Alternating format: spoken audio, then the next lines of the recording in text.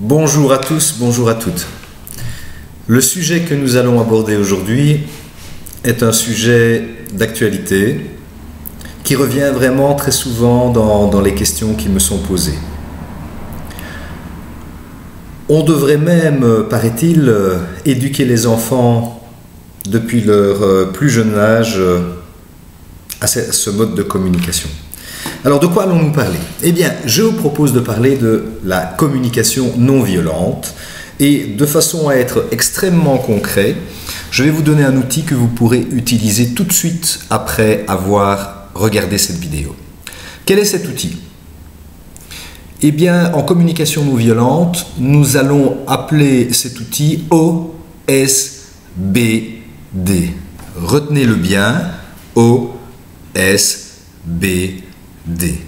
Nous allons maintenant définir concrètement ce que cela veut dire. Observation. Eh bien, lorsque vous devez aborder un sujet difficile avec une personne, que vous soyez dans une relation professionnelle ou dans une relation personnelle, démarrez toujours en partant d'un fait observé, d'un fait objectif observé. Et évidemment, exprimez-le en jeu pour plus de neutralité. Exemple, j'ai constaté que cette semaine, tu es rentré tous les jours avec 30 minutes de retard et que je n'ai pas reçu de coup de téléphone ou d'information pour me prévenir. Ici, on a même plus d'un fait objectif, on en a deux. Le premier, le retard. Le deuxième, pas d'appel pour me prévenir. Bon, d'accord, me direz-vous, qu'est-ce que je fais de cela? Eh bien, je continue. Et je vais parler de mon émotion. Parce que mon émotion, c'est quelque chose qui, de toute façon, quelle que soit la version de l'autre, c'est quelque chose qui ne peut être nié. L'autre ne peut pas me dire que je n'ai pas ressenti cela. Donc, je vais exprimer mon émotion. Donc, observation. Le S veut dire sentiment. Le sentiment, exemple, le fait que tu arrives systématiquement en retard sans me prévenir, eh bien, je ne me sens pas respecté. Ou bien, je me sens extrêmement inquiet parce que je pense que peut-être tu as eu un accident sur la route. Et donc, j'angoisse jusqu'au moment où tu passes le seuil de la porte. Une fois que vous avez exprimé le sentiment, il n'y a rien dans l'expression de ce sentiment qui va vous permettre de solutionner le problème abordé avec votre interlocuteur. Pour solutionner ce problème, il faut encore aller plus loin et vous devez pouvoir exprimer une demande. Mais avant d'exprimer une demande, on va transformer l'expression du sentiment en l'expression d'un besoin.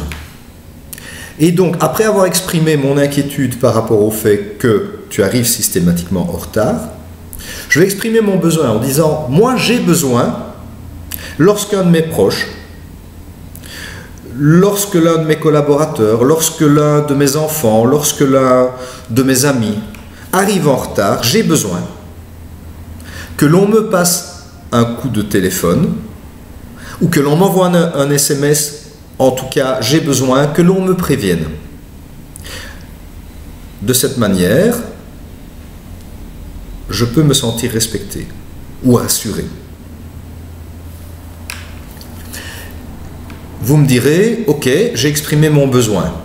Le fait d'exprimer mon besoin va préparer la demande. Parce que le tort que nous aurions, c'est de nous arrêter là. Pourquoi? Parce qu'une communication, c'est quelque chose que l'on mène à deux.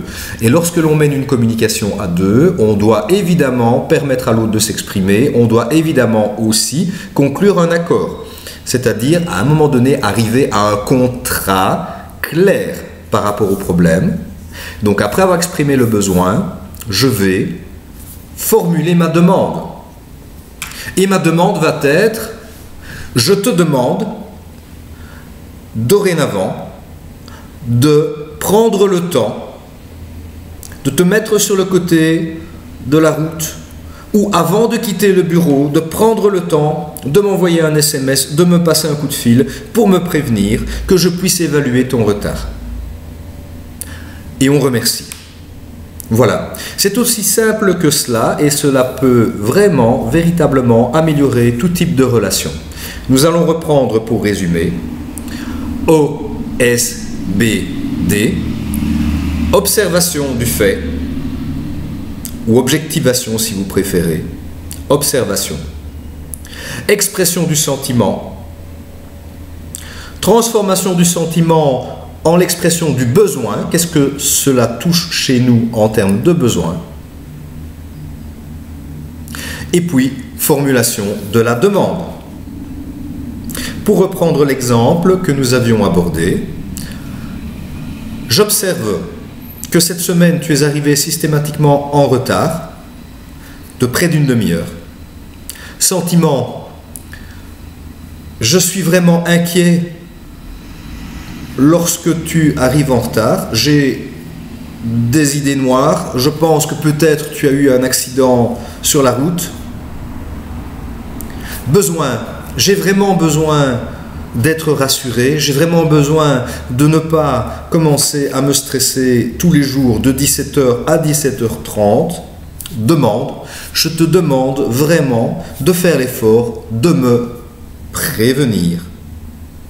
Voilà, c'est tout. Vous aurez ainsi appris à formuler une demande qui puisse être audible par l'autre, en communication non violente. Bien entendu, avant de vous lancer, essayez de vous entraîner à blanc en faisant ce genre d'exercice avec des enjeux qui sont relativement réduits.